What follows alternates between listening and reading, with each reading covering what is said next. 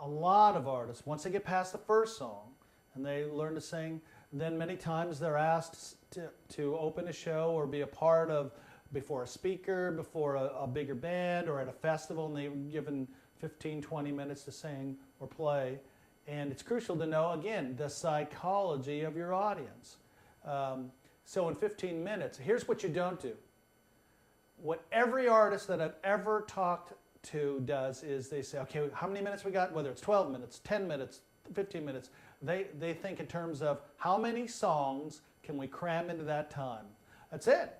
In fact, I've seen bands backstage cutting intros out of songs, shortening the chorus, cutting the outro, so that they can cram as many songs into this 12 minutes. Let me tell you a story.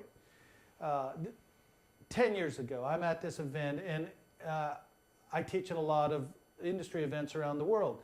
And there was one group that I was working with, and this was a big industry event.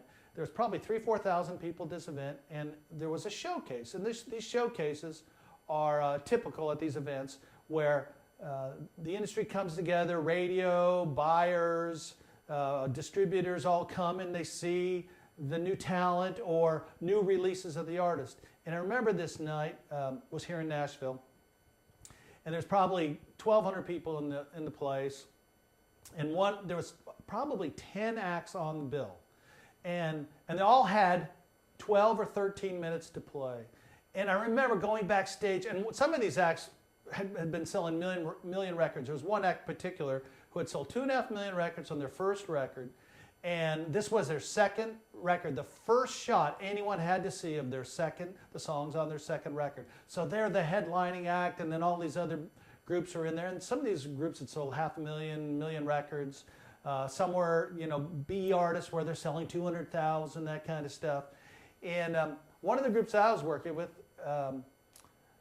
we had worked up a song that was 12 minutes long.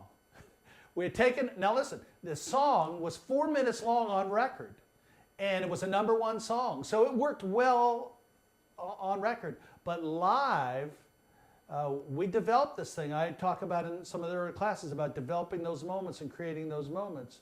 So what we did was the group played one song.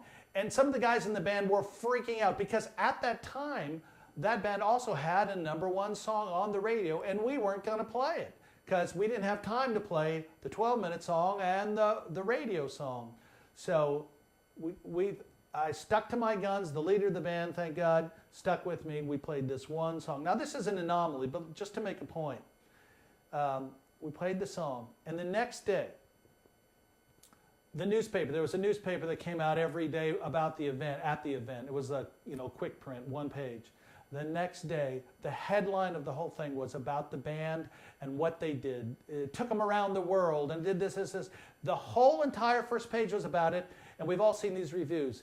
And then the last paragraph was, oh, by the way, this group played, that group played, this group played. And that group that had sold 2.5 million records was relegated to, oh, by the way, because they tried to cram 4 songs in because to showcase their new record. But everyone remembered the one group that created moments. So you got to understand, first of all, your audience that you're playing to. So if it's at a festival, if it's before a big act, before a speaker, how we set that stuff up. And then we got to understand the psychology. And on the DVD, I talk about how to introduce yourself to an audience, how to close the night out, and what moments to create in between, understanding your audience. And yeah, it's massive. It's important to understand the concepts so you can go into each situation, assess the situation, and do the right thing. Instead of just play songs, just sing songs.